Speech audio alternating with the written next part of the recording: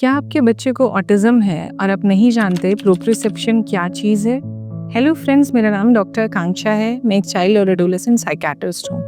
आज बात करते हैं प्रोप्रियोसेप्टिव सिस्टम के बारे में, जिसे लेकर आप अक्सर अपने डॉक्टर से सुनते हैं, बहुत सारे वीडियोस देखते हैं कि बच्चे के प्रोप्रियोसेप्शन पे काम कीजिए। हमारे बहुत सारे वीडियो में हमने डिस्कस किया है प्रोप्रियोसेप्शन एक बहुत इंपॉर्टेंट सिस्टम है। तो प्रोप्रियोसेप्शन कहते किसको है? देखिए, ह्यूमन बॉडी में बहुत सारे सिस्टम्स रहते हैं। एक सिस्टम है जिसे प्रोप्रियोसेप्टिव सिस्टम कहते हैं। प्रोप्रियोसेप्टिव सिस्टम में आते हैं आपके मसल्स, आपके जॉइंट्स, लिगामेंट्स, टेंडन्स और कनेक्टिव टिश्यू। ये सब मिलके एक प्रोप्रियोसेप्टिव सिस्टम बनता है। अब ये सिस्टम क्यों ज़रूरी है? ये सिस्टम आपके शरीर की क्या पोजिशनिंग है इस टाइम 3D स्पेस में, उसका सिग्नल दिमाग को देता है। मतलब ये सिस्टम ज़रूरी है बॉडी अवेयरनेस के लिए। कुछ एग्जांपल्स लेके मैं आपको बताती हूँ कि प्रोप्रियोसेप्टिव सिस्टम हम शायद हर रोज़ यूज़ कर रहे हैं। आप जब भी खाना खाते हैं तो आपकी आईज कहीं और है, आपका स्पून कहीं और से खाना उठा रहा है और वो जाके डायरेक्टली आपके मुंह में खाना डाल रहा है। सो ये जो पूरी एक्टिविटी एग्जीक्यूट हो रही है उसमें प्रोप्रियोसेप्टिव सिस्टम बहुत बड़ा रोल प्ले कर रहा है। सो प्रोप्रियोसेप्टिव सिस्टम हमारी ना सिर्फ एक प्लेस बताता है कि शरीर इस टाइम कहाँ पे है, एटमॉस्फेयर में या सरफेस के ऊपर। दूसरा, ये एक ग्रेडेड मूवमेंट को एनकरेज करता है। जैसे सामने कोई बॉल पड़ी है तो मुझे बॉल पकड़ के उठाना है, वो एक ग्रेडेड मूवमेंट है। मोटर प्लानिंग भी यही सिस्टम के अंदर आता है और कोऑर्डिनेटेड मूवमेंट्स, मेरा एक हाथ आगे जाना है, दूसरे हाथ में लिखना है, ये भी एक प्रोप्रियोसेप्टिव सिस्टम का काम है। इसके साथ में जब मोटर प्लानिंग, कोऑर्डिनेशन और ग्रेडेड मूवमेंट्स का इनपुट्स ब्रेन को मिलता है तो अच्छी इमोशनल सिक्योरिटी ब्रेन को फील होती है। और जैसे जैसे इमोशनल सिक्योरिटी बेटर होती जाती है वैसे वैसे कॉन्फिडेंस लेवल बढ़ता है, मतलब एंजाइटी कम होती जाती है। लॉस ऑफ प्रोप्रियोसेप्शन हम सब ने कभी ना कभी फील किया है। जैसे आप अक्सर बोलते हैं कि कभी अगर हम एक साइड टर्न होके सो जाएं तो हमारी एक बाजू सो गई, या फिर हम लॉन्ग अगर चेयर पे बैठे हैं तो ऐसा लगता है कि टांग सो गई।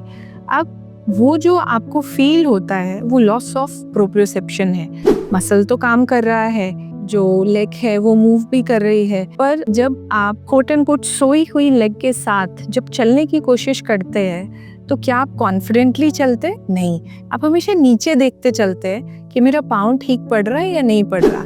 यही लॉस ऑफ प्रोप्रियोसेप्शन है। सपोज कोई ड्राइवर है जिसका लॉस ऑफ प्रोप्रियोसेप्शन हो गया तो वो कभी भी आगे देख के गाड़ी नहीं चला सकेगा, क्योंकि वो अपने हैंड्स, मेरे हाथ कहाँ मूव कर रहे हैं स्टीयरिंग पे, वो हमेशा उसे देखेगा। ईटिंग, जो हमारा रोज का खाना खाना है, अगर हमारी प्रोप्रियोसेप्शन ना हो तो हम शीशे के सामने बैठ के खाना खाएंगे। इमेजिन कीजिए, क्योंकि मेरे हाथ को पता नहीं है कि मेरा मुंह किधर है, तो वो मुझे विजुअली देखना पड़ेगा शीशे पे कि मेरे हाथ को कहाँ जाना है। सो प्रोप्रियोसेप्शन एक बहुत बड़ा रोल प्ले करता है। जब भी मसल स्ट्रेच होता है या स्क्वीज होता है तो ये सारा सिस्टम एक्टिवेट होता है। आपका जॉइंट एंगेज हुआ, लिगामेंट कनेक्ट हुआ, कनेक्टिव टिश्यू एंगेज हुआ और ब्रेन को मैसेज गया कि क्या मूवमेंट होती है। तो कैसे पता चलेगा कि हमारे बच्चे को, जिसे ऑटिज्म है, उसे प्रोप्रियोसेप्टिव रिक्वायरमेंट्स हैं या नहीं? सबसे पहले कुछ बिहेवियर्स को देखते हैं। जैसे क्लास में बैठना तो स्टेबल नहीं बैठना, हमेशा कुछ ना कुछ हम हिलते रह रहे हैं। बैठे बैठे आप बहुत बार बच्चों को नोटिस करते हैं कि वो अपनी चेयर्स की लेग्स पे पाँव मारते रहते हैं। वो एक नीड है बॉडी की अवेयर होने की, क्योंकि जो आपके थाइज और बैक है या बटक्स का जो एरिया है वो इनपुट नहीं दे रहा। तो मैं मूवमेंट करके सिर्फ ये अवेयर होने की कोशिश कर रहा है उस बच्चे का शरीर कि वो 3D स्पेस में किधर है। आपने कई बार देखा होगा कि बैठे बैठे बच्चे जब पढ़ रहे हैं तो कुछ च्यू करने लगते हैं। बहुत बार अपनी शर्ट का जो आर्म्स के पास से वो मुंह में च्यू करते रहते हैं। वो भी एक तरीका है एक एडिशनल इनपुट देने का, क्योंकि सेल्फ अवेयरनेस कम है। बच्चे अक्सर दूसरे बच्चों को धक्का दे देते हैं, इंटेंट मारने की नहीं होती, बट अचानक से धक्का दे दिया, अचानक से पुश ज़्यादा कर दिया, टॉयज तोड़ दिए, या आपने देखा होगा कि अगर कोई साथ बैठा है तो उस पे पूरा लीन कर जाना, अगर आपने गोदी में उठाया तो वो पूरा भार आप पे दे देना, ये सब प्रोप्रियोसेप्टिव सिस्टम के लैक हैं। इसके साथ में हमने ये भी देखा है कि ये बच्चे जिन्हें प्रोप्रियोसेप्टिव सिस्टम के लैक्स होते हैं वो ज़्यादातर रफ प्ले में एंगेज होते हैं, मतलब ज़्यादा मार पिटाई वाली गेम, ज़्यादा पुशिंग वाली गेम, ज़्यादा रनिंग वाली गेम्स।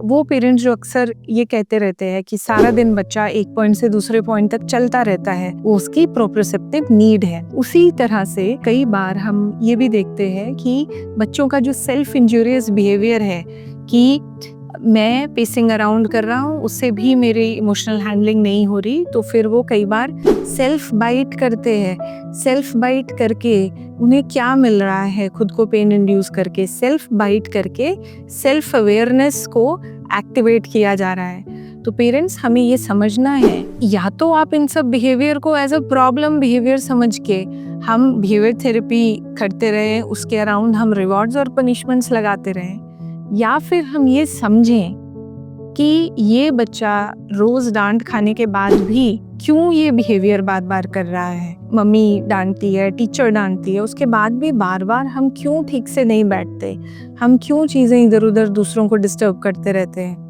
बहुत बार ये उसकी प्रोप्रियोसेप्टिव नीड को दिखा रहा है। तो हमेशा जो भी आप घर में प्लान्स करें, अपने होम प्लान्स, उनमें बहुत सारी एक्टिविटीज डालिए प्रोप्रियोसेप्टिव सिस्टम के अराउंड, तो हमें अपने आप बच्चों के ये बिहेवियर्स कम मिलेंगे। इसी तरह के इंफॉर्मेटिव वीडियोस को लेके हम नेक्स्ट वीक भी आएंगे। आपको किसी और टॉपिक पे डिटेल जाननी हो तो हमें लिख के बताइए। मिलती हूँ मैं आपसे अपने नेक्स्ट वीडियो में। तब तक अपना और अपनी फैमिली का ख्याल रखिए।